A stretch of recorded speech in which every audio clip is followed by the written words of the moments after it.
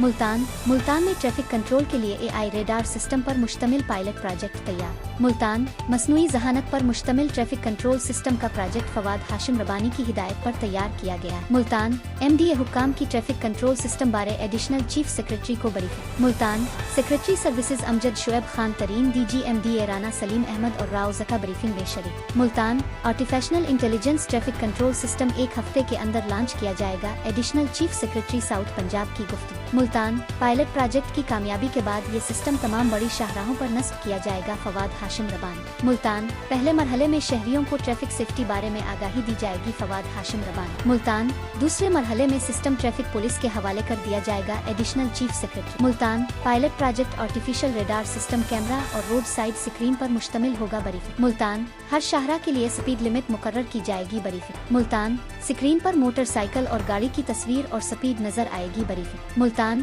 مقررہ سپیڈ کے اندر چلنے والی ٹریفن کی تصویر کے ساتھ سپیڈ سبز رنگ میں لکھی نظر آئے گی، بریفنگ۔ ملتان اوور سپیڈنگ کرنے والی گاڑیوں کی سپیڈ سرخ رنگ میں بلنک کرتی نظر آئے گی، بریفنگ۔